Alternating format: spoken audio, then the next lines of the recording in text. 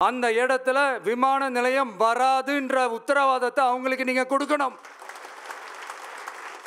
இதையெல்லாம் நீங்க செய்யாம எல்லாத்தையும் கடந்து போகணும்னு நீங்க நினைச்சீங்கன்னா பரந்தூர் பகுதி விவசாய மக்களையும் பொதுமக்களையும் நானே அழைச்சிக்கிட்டு வந்து தலைமை செயலகத்தில் உங்களை நேர்ல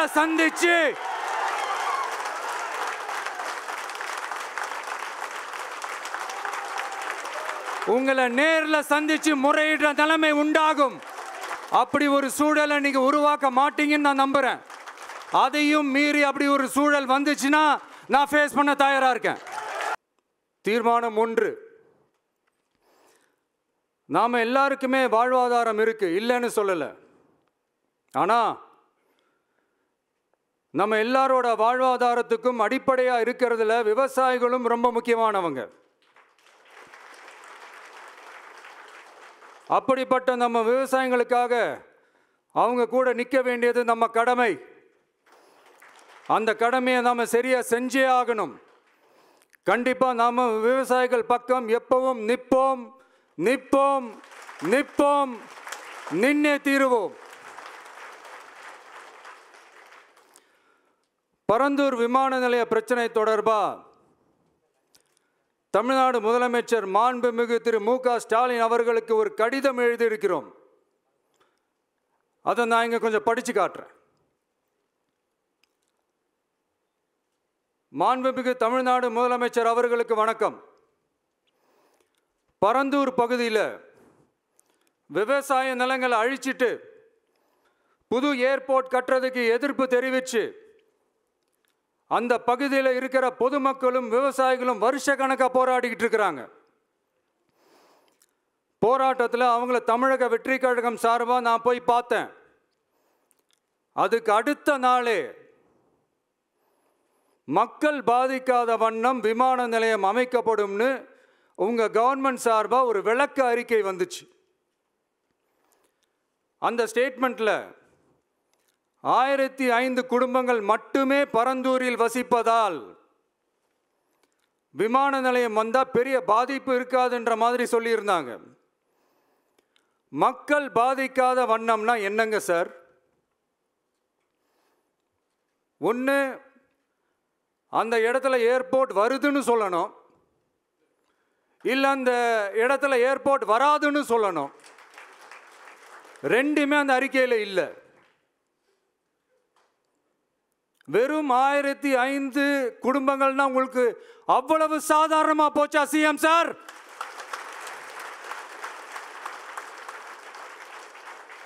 $15,000 மக்கள், அந்த மக்களும் நம்ம மக்கள் தானே. ஏன் அந்த அக்கறையோ அந்த மனிதாபிமானமோ உங்ககிட்ட இல்லை? எதிர்கட்சியா இருந்தா மட்டும்தான் மக்கள் மேல உங்களுக்கு அக்கறை இருக்குமா?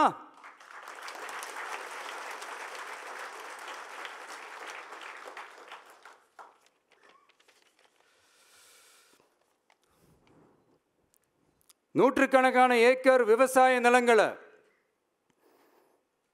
மிகப்பெரிய நீர்நிலைகளை, ஆயிரக்கணக்கான வீடுகளை, அவங்களோட வாழ்வாதாரத்தை அழிச்சிட்டு அந்த இடத்துல தான் ஏர்போர்ட் கட்டியே ஆகணும்னு என்ன சார் அவசியம் இருக்கு?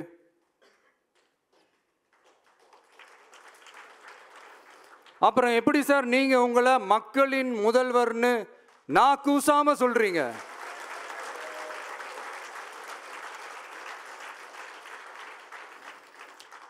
இதுல வேற உங்களுக்கும் இந்த பரந்தூர் ஏர்போர்ட் கட்டுற பிரச்சனைக்கும் சம்பந்தமே இல்லாத மாதிரி வேற காட்டிக்கிறீங்க.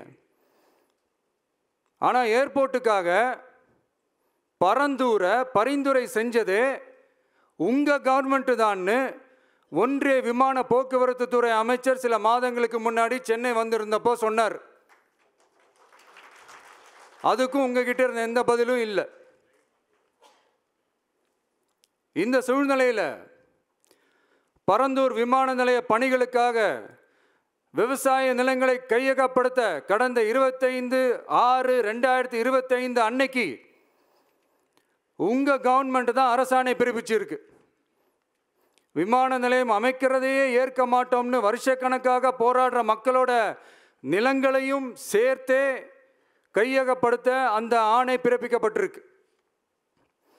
விவசாயிகளோட கண்ணீரை துடைக்க வேண்டிய தமிழ்நாடு அரசு அவங்களோட கண்ணில் குத்துறதாகவே இருக்கு இந்த ஜிஓ.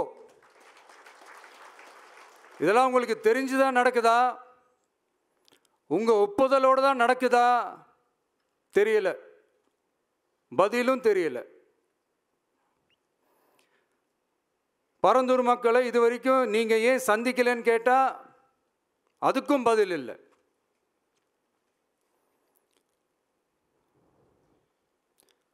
நான் இந்த பரந்தூர் போராட்டக்காரங்க அந்த மக்களை ரீசெண்டாக நான் சந்தித்தேன். அவங்க சொன்னதையெல்லாம் கேட்கும்போது உண்மையிலே ரொம்ப கஷ்டமாக இருந்தது. இப்போவும் ஒன்றும் குறைஞ்சிடல சிஎம் சார்.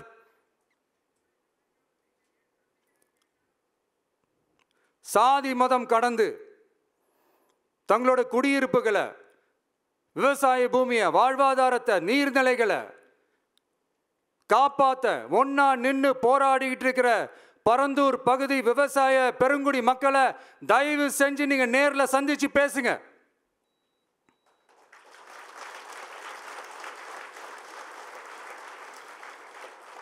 உங்களுடைய அமைச்சர்களோ இல்லை உங்களுடைய அதிகாரிகளோ பேசக்கூடாது, நீங்களே நேரில் சந்திச்சு பேசணும்.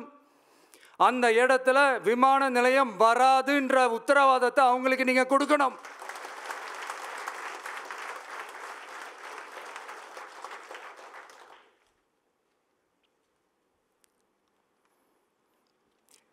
இதையெல்லாம் நீங்க செய்யாம எல்லாத்தையும் கடந்து போகணும்னு நீங்க நினைச்சீங்கன்னா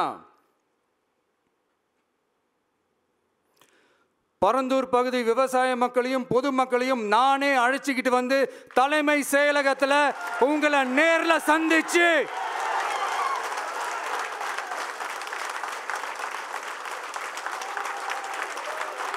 நேரில் சந்திச்சு முறையிடுற நிலைமை உண்டாகும். அப்படி ஒரு சூழலை நீங்க உருவாக்க மாட்டீங்கன்னு நான் நம்புறேன். அதையும் மீறி அப்படி ஒரு சூழல் வந்துச்சுன்னா நான் ஃபேஸ் பண்ண தயாரா இருக்கேன்.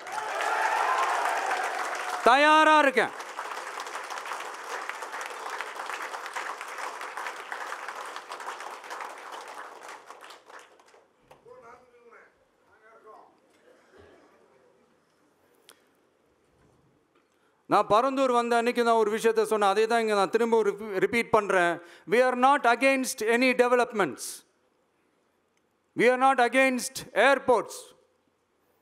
அந்த லொகேஷன் தான் தப்புன்னு சொல்கிறோம்.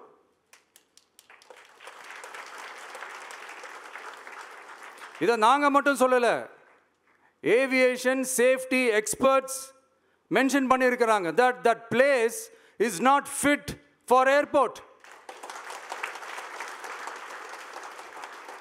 பைலட்ஸ் அங்கே ஏர்கிராஃப்டை லேண்ட் பண்ணுறதுக்கு they might face a lot of problemsன்றது கூட அதில் மென்ஷன் பண்ணியிருக்கிறாங்க. அது மட்டும் இல்லை, அந்த வாட்டர் பாடிஸை அழித்து அதுக்கு மேலே ஏர்போர்ட், அந்த பில்டிங்ஸ், அந்த ரன்வேஸ் இதெல்லாம் வந்ததுக்கு அப்புறம் ஒரு மழைக்காலமோ இல்லை ஒரு floods டைம்லையோ the whole Chennai city will be flooded. இதையும் அதில் மென்ஷன் பண்ணியிருக்கிறாங்க.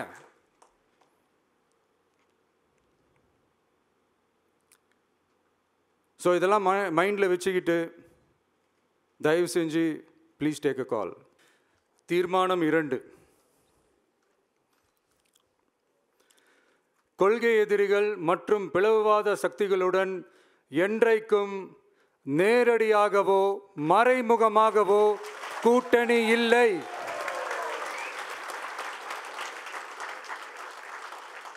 ஒன்றிய அளவில் மலிவான அரசியல் ஆதாயங்களுக்காக மக்களை மத ரீதியாக பிளவுபடுத்தி மக்களிடையே வேற்றுமையை விதைத்து அதில் குளிர்காய நினைக்கிறது பாஜக. அவர்களின் இந்த விஷமத்தனமான வேலைகள் வேறு எங்கு வேண்டுமானாலும் எடுபடலாம், ஆனால் தமிழகத்தில் ஒருபோதும் எடுபடாது.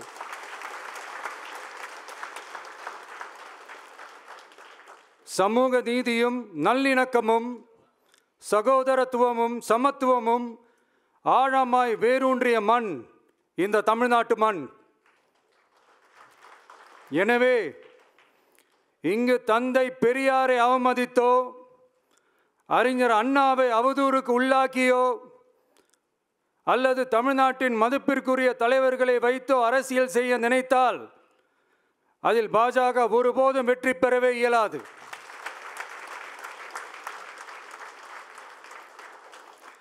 சுயநல அரசியல் லாபங்களுக்காக பாஜகவுடன் கூடி குழைந்து கூட்டணி போக திமுகவோ அதிமுகவோ இல்லை. நம் தமிழக வெற்றி கழகம்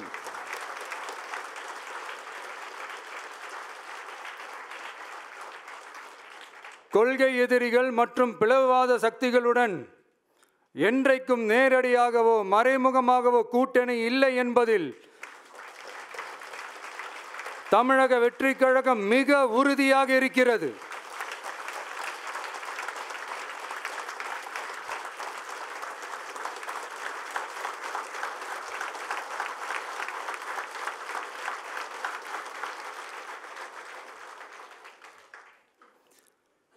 கூட்டணி என்றாலும் தமிழக வெற்றி கழகம் தலைமையில் அமையும் கூட்டணி எப்போதும் திமுக மற்றும் பாஜகவுக்கு எதிரானதாகத்தான் இருக்கும் என்பதையும்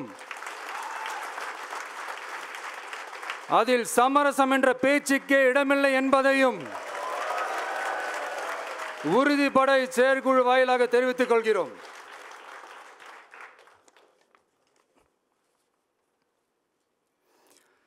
இது இறுதியான தீர்மானம் மட்டுமல்ல, உறுதியான தீர்மானம்.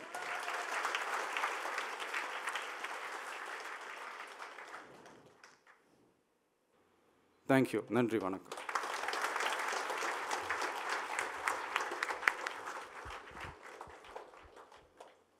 அனைத்து தீர்மானங்களையும் ஏற்றுக்கொள்வோர் ஆம் என்க. ஒருமனதாக அனைத்து தீர்மானங்களும் நிறைவேற்றப்பட்டது. வெற்றி தளபதி, வெற்றி தலைவர். நன்றி. அனைவரும் அமரலாம்.